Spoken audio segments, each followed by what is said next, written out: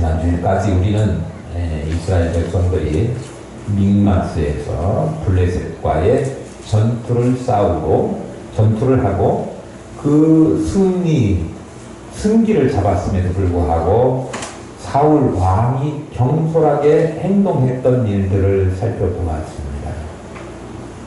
전쟁하는데 아무것도 먹지 마. 금식령을 내리기도 하고요. 참 상식이 없어요. 또 헛된 맹세 때문에 자기 아들 요나단을 죽일 뻔한 일이 있지 않습니까? 꿀 조금 찍어 먹었다고. 믹마스 전투에서 블레셋과의 싸움을 승리로 이끈 1등 공신이었던 자기 아들을 죽일 뻔한 실수를 범하기도 했던 사울이 경솔하게 그렇게 경솔했음에도 불구하고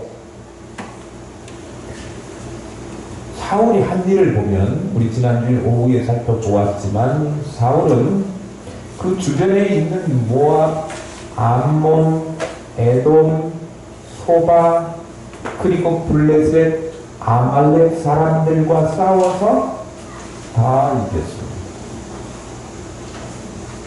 그러니까 전쟁을 치루어서 모든 전쟁에서 승리로 나라를 구해낸 왕이니까 세상적으로 보면 승리한 왕이지만 그가 하나님과의 관계에 있어서 실패했기 때문에 우리는 사울을 실패한 왕 이렇게 기억합니다. 사실 그가 인간적인 측면에서 한 일을 보면 나라를 여러 사방 우겨싸는 적들 가운데 지켜내고 구해낸 대단한 왕이지요. 그럼에도 불구하고 그가 실패한 왕으로 우리에게 기억되고 있고 성경이 그렇게 묘사하고 있는데 그가 실패한 왕임에도 불구하고 하나님께서 사울에게 다시 한번 기회를 주시는 장면이 오늘 내용입니다. 오늘 전쟁 내용은 아말렉과의 싸움입니다. 사실 오늘 내용이 믹마스 전투가 치러진 다음에 바로 또 이어서 기록되어 있기 때문에 믹마스 전쟁 치르고 바로 아말렉과의 싸움이 또 일어났구나 그렇게 생각하기도 쉽고 또 사무엘이 사울을 찾아와서 하나님의 말씀을 전하지 않습니까?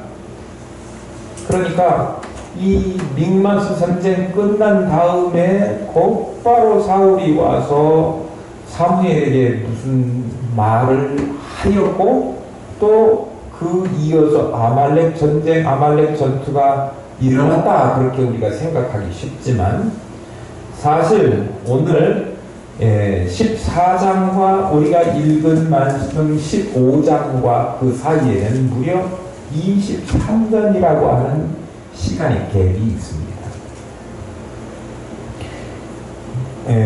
사실 사무엘이 오늘 사울을 찾아와서 하나님의 말씀을 전하지 않습니까? 그러면 사울과 사무엘이 지금 몇 년 만에 다시 만났느냐 그 이야기지요. 믹마스 전투 때 사무엘이 사울을 떠났지 않습니까? 왜 그랬죠? 블레셋과 싸우면서 하나님 앞에 나가서 전쟁을 치룰 때 하나님 이렇게 하고 물어보고 제사할 때 그렇게 했어야 되는데 사무엘 오기도 전에 자기가 제사장 역할을 그냥 해버렸어요. 사무엘이 조금 늦으니까. 그 일 이후로 사무엘과 사울이 결별하게 되지요. 그때가 언제냐 그러면 믹마스 전투 때 기록으로 주전 1048년입니다. 연도를 좀 기억하시면 좋겠습니다.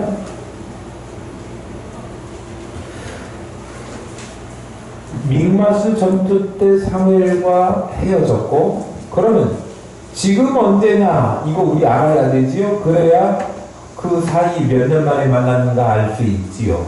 지금은 언제입니까? 아말렉 전투를 치르기 직전이에요. 아말렉 전투가 그러면 언제 일어났느냐? 아말렉 전투가 언제 일어났는지에 대한 역사적 보증이나 성경이 말씀하는 바가 정확하게 드러나지 않기 때문에 짐작으로 알 수밖에 없습니다. 아말렉 전투는 그때 이제 지금 사무엘이 사울을 찾아가서 다시 만나게 되는 거잖아요.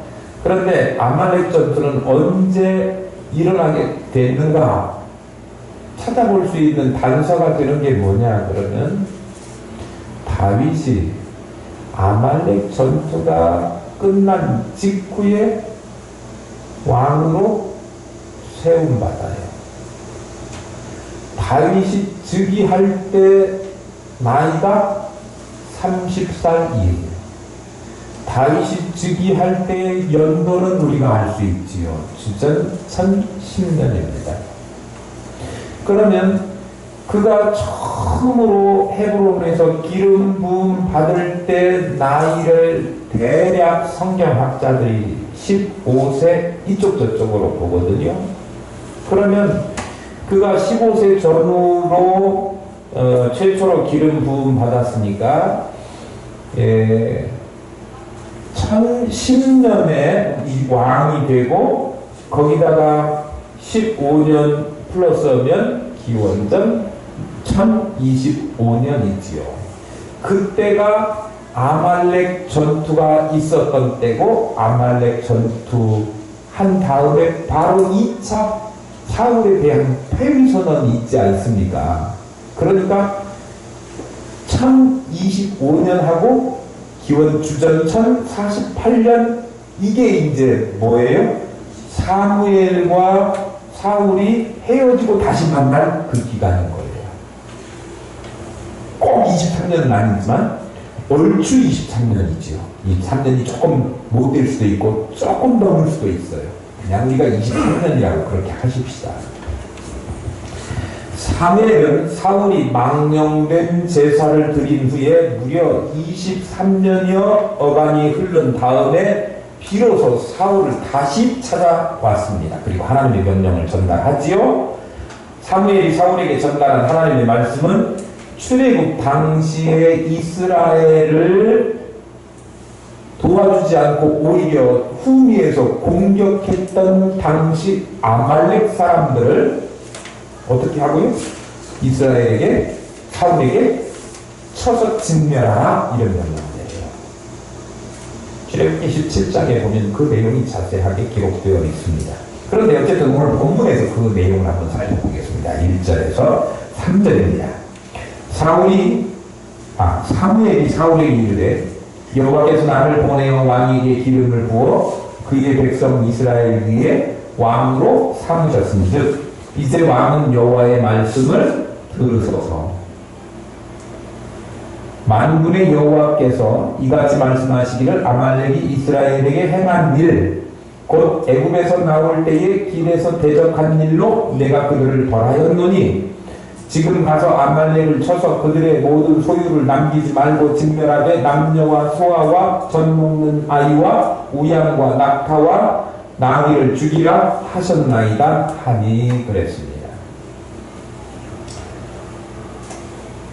지금 말씀드리려고 하는 포인트는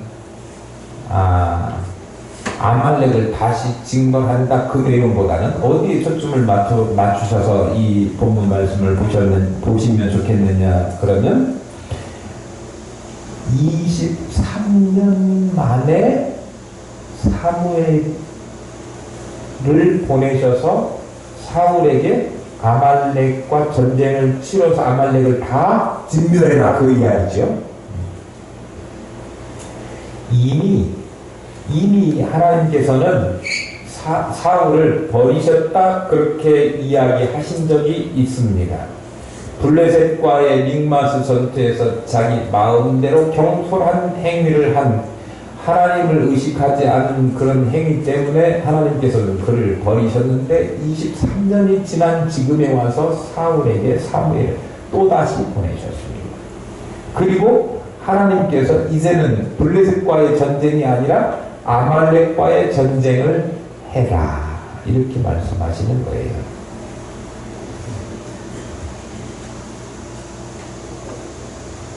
무슨 의미일까요? 블레셋과의 전쟁이 하나님의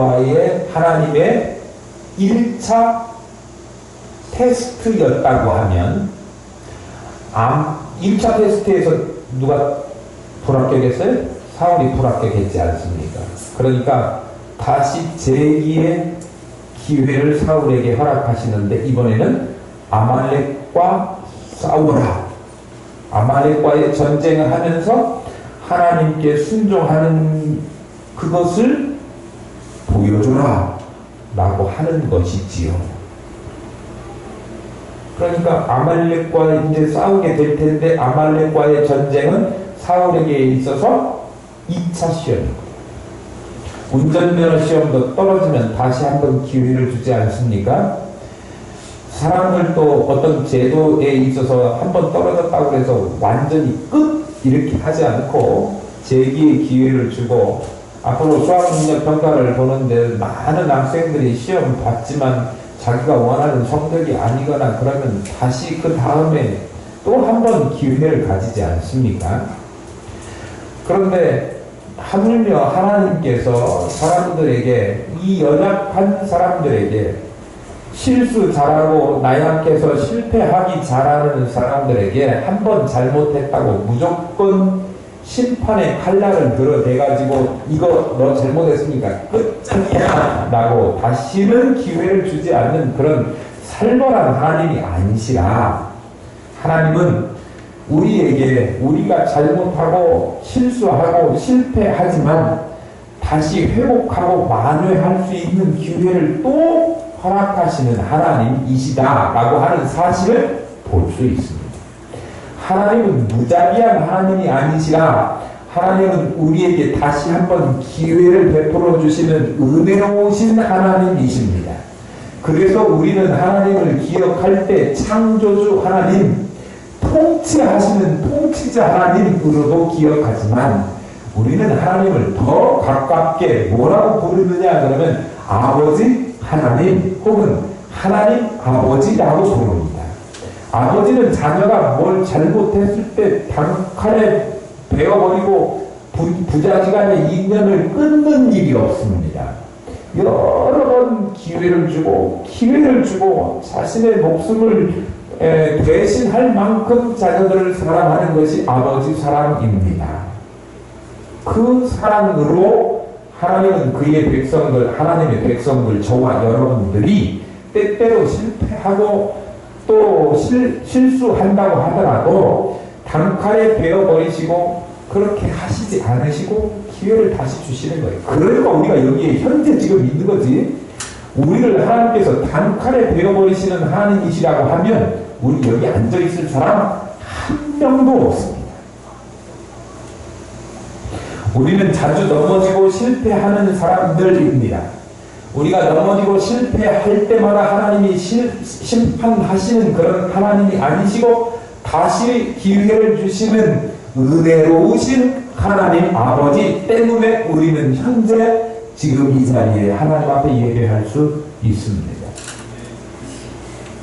그러니 우리 육신의 부모님보다 우리를 더 일으켜 세우시기를 원하고 또 우리를 일으켜 세우시기 위해서 도우시는 아버지 하나님께서는 우리를 늘 붙들어 주시고 다시 세우시는 하나님, 기회를 또 주시는 하나님이시니 우리가 설사 실패했다 하더라도 낙심하고 낭망하고 좌절해서 주저앉고 끝 이렇게 포기하시지 말고 또 때로는 우리가 잘못해서 하나님의 징계를 받고 있는 그런 때일지라도 하나님께서 다시 재기의 기회를 주시면 하나님의 은혜에 감사하면서 다시 한번 일어설 수 있는 믿음의 사람들 되어야 합니다. 사울은 23년이라고 하는 기간을 거친 후에 다시 하나님의 말씀을 사무엘로부터 들었고 다시금 하나님께서 기회를 주셨는데 그동안에 자신의 잘못된 것, 하나님의 방식대로 살지 못했던 것을 회개하고 또 고백하고 다시 자신을 하나님 앞에서 다시 세우는 그런 가다듬음의 시간이 있어야 했습니다. 오늘 그 테스트를 하는 시간이 다시 와서 아말렉과 싸우라 라고 하나님께서 말씀하시는 거지요. 불행하게도 사울은 이 시험에 또 떨어집니다. 그러나 훗날 우리가 살펴보게 될 다윗은요, 그도 실패하지 않습니까?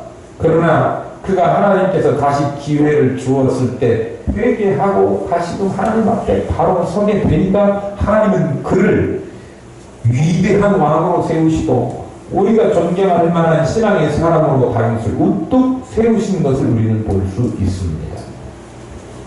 우리는 연약한 사람들, 실수할 수 있는 사람들입니다.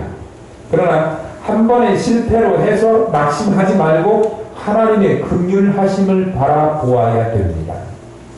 내가 실패해서 실수해서 하나님 앞에 범죄해서 현재 징계를 받는다고 할지라도 하나님은 나를 그냥 버리시는 하나님이 아니라 다시 세우셔서 긍휼을 베푸시는 하나님. 그러니 하나님의 긍휼을 바라보면서 다시 일어나서 하나님께서 허락하신 기회를 붙잡고 다시 세움받는 주의 일꾼들 되어야 될 줄로 믿습니다.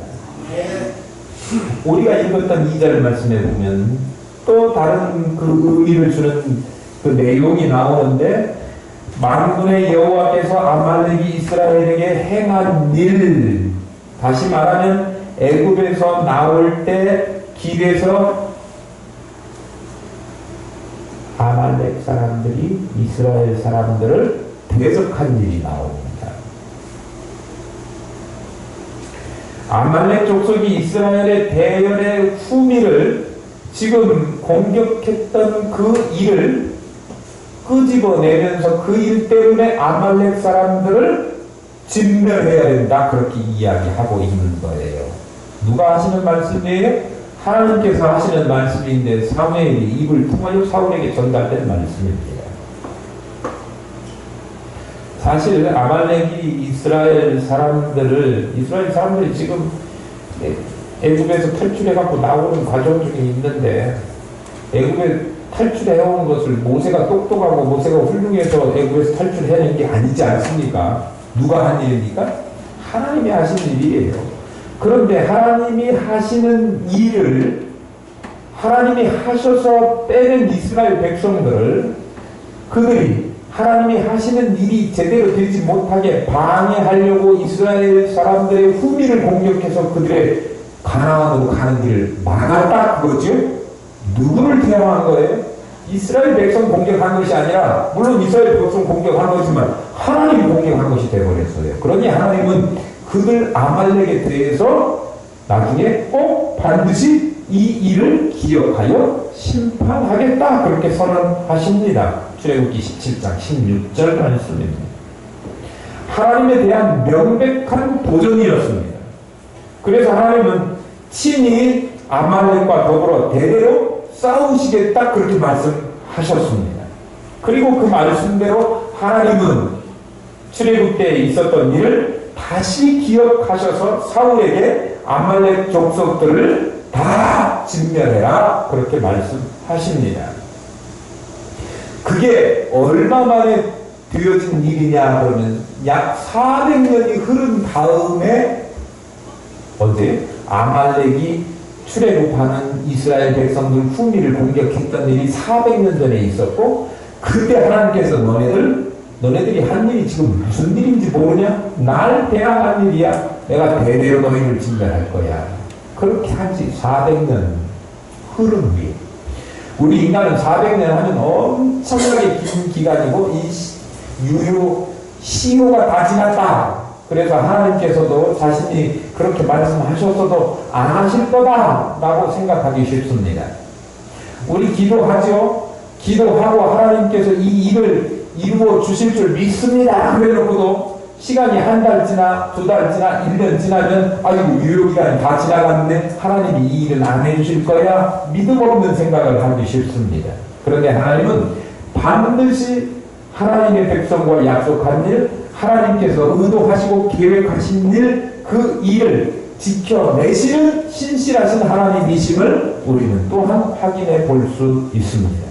결코 하나님은 그가 본 일, 행한 일, 하나님 앞에 한 일을 잊어버리시는 하나님이 아니시라 그 행한 대로 보응하시는 하나님이신데, 선을 행한 이에게 하나님께서 선한 것으로 보응하시고 상으로 보답하시고, 악을 행한 이들에게 악으로 심판으로 하나님께서는 보응하시는 것입니다.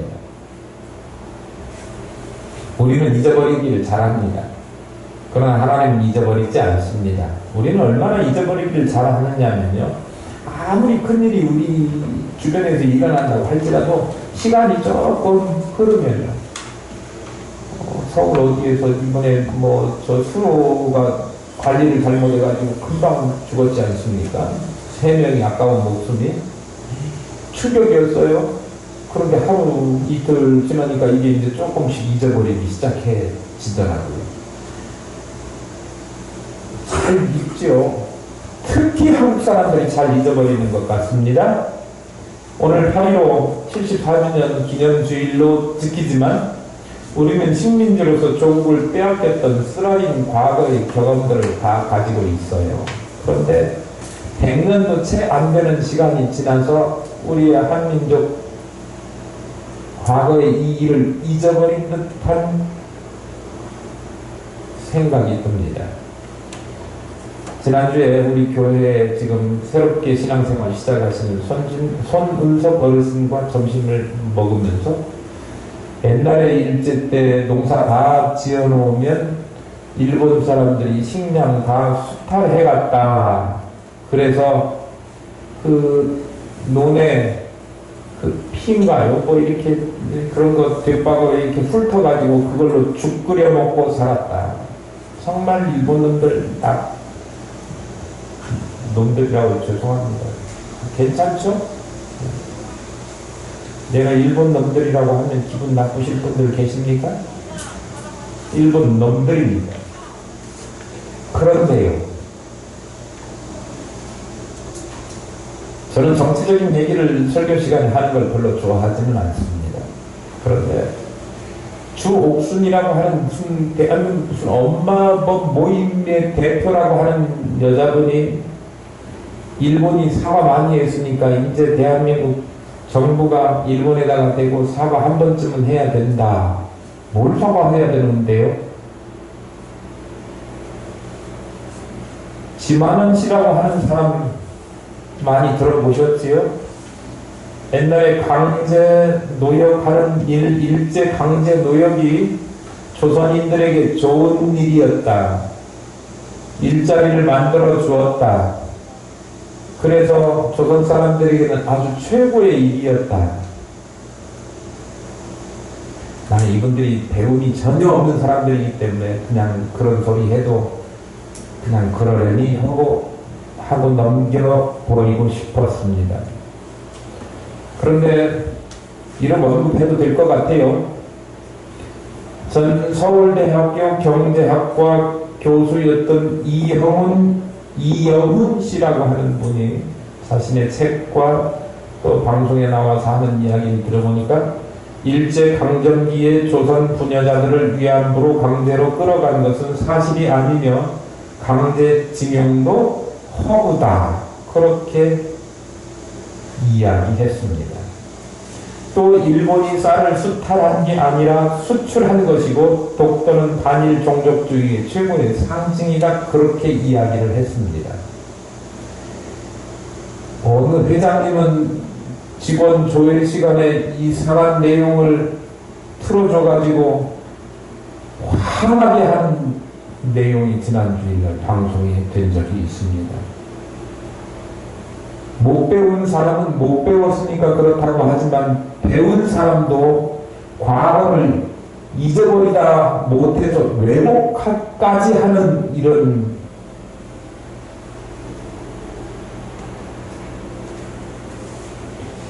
배웠다고 다 지혜로운 게 아니고 배웠다고 다 유식한 게 아닙니다. 무식한 겁니다. 정말 이게 한국 사람인지 일본 사람인지 모를 발언을 막 쏟아내는데 이런 사람이 지도자의 위치에 학생들을 가르쳤다고 하는 사실이 부끄럽습니다. 우리는 일제의 그 아팠던 그 시절의 기억을 잊지 말아야 됩니다. 너무 빨리 잊어버리면 안 됩니다. 일본 사람들이 다 나쁜 것은 아니지만 일본 정부가 지금 하고 있는 그 무역 보복 조치, 이거는 정말 얼토당토 않은 부당한 일입니다. 아직도 과거의 나쁜 습성을 버리지 못하고 지금도 무역 보복을 전개하고 있으니 정말 이건 어처구니가 없는 일입니다. 그래서 저는 정치적인 행동 이거 하는 거 별로 좋아하진 않지만 정치적인 일은 아니고요. 민간에서 지금 일본 가지 않습니다. 일본 물건 사지 않습니다. 그랬는데 요즘은 더 쉽게 했더라고요. 안 가, 안 사. 같이 이 운동을 전개하시고 참여해 주시기를 부탁합니다. 우리 교회 성도들만큼이라도 과거의 일을 잊어버리지 마시고요. 온 국민이 나라 사랑하는 마음이 좀 새롭게 되고 하나 되었으면 좋겠습니다. 우리에게는 국채보상운동이라고 하는 좋은 똘똘 뭉쳤던 과거가 있습니다. 1907년이 우리 기억하기로는 기독교적으로도 평양 대부흥운동이 일어났던 대단한 해였기도 하지만 나라가 위기에 빠졌을 때 나라를 구해야 된다. 일본이 왜 우리한테 돈을 빌려줬느냐 그러면 정치적으로 외교권을 다 박탈해간 일본이 우리에게 있어서 경제적으로도 완전히 일어나지 못하도록 돈 빌려주고 못 갚을 만큼의 부채를 안겼어요. 그리고 너희들은 경제적으로 예속돼 있으니 우리 말 들어야 돼 했던 것이 그들이 우리에게 빚을 만들어 주었던 거예요. 그게 반강제적인 차관입니다. 근데 경제적으로도 독립해야 되고 정치적으로도 독립해야 된다. 먼저 경제적으로 일본에 예속되지 말아야 된다라고 하는 운동을 1907년 신체로부터 시작되었고 그 일이 전 국민에게 확산되었습니다. 하나 되어 나라를 살리고 과거의 아픈 수많은 경험들이 다시 되어지지 않도록 우리가 과거를 잊지 말아야 된다라고 하는 사실을 우리는 알아야 됩니다. 우리가 거창한 일을 할 수는 없다고 하더라도 일본 안 가기, 일본 물건 안 사기 정도는 할 수 있을 거라고 생각됩니다. 너무 빨리 잊어버리지 마시고 우리나라와 이 민족의 저력을 단결된 힘으로 보여줄 때가 되었습니다. 다시 말씀이 조금 옆으로 갔지만 다시 돌아오면 우리는 잊기를 잘하는 연약한 사람들입니다. 그러나 하나님은 결코 과거를 우리가 인생이 행한 일들을 잊지 않으시는 하나님이시다라고 하는 사실을 우리는 명심해야 합니다. 하나님 마지막 날 우리를 하나님의 심판대 앞에 세우실 것인데 우리가 행한 일을 가지고 우리를 평가하실 것입니다. 비록 사람들은 시간이 지나면서 역사 속의 일들을 망각한다고 할지라도 하나님께서는 우리의 역사가 끝나는 날까지 우리의 생활 속에서 우리가 했던 선악간의 일을 다 기억하시고 행한 대로 보응하실 하나님이십니다. 그래서 선악간 일들을 기억하셔서 하나님의 공의로 선을 행한 이에게 선에 상응하는, 악을 행한 이에게 악에 상응하는 보응을 갚아주시는 하나님이심을 우리는 알아야 합니다. 그러니 우리는 하나님께서 우리의 삶의 모든 것을 기억하신다라고 하는 사실을 기억하고 그 의식을 가지고 하나님의 공의에 합한 생활을 우리가 해 나가서 하나님께 영광 돌리는 삶을 살아야 됩니다. 아멘이십니까? 아멘. 그 다음에 드릴 말씀이 많지만 오늘 말씀, 오전의 말씀은 여기까지만 하고 맺으려고 합니다. 오후에 계속해서 좀 말씀을 드리려고 하는데 진짜 오늘 제목에 해당되는 말씀은 오후에 계속됩니다. 당부드리건데 오후 시간에 그냥 가시는 분 하나도 없이 오늘 점심도 화끈하게 준비가 되어 있지 않습니까? 다 나누셔서 주의 말씀을 잘 들으시고 또 하나님의 뜻대로 살아가는 우리 모두가 될 수 있기를 소망합니다.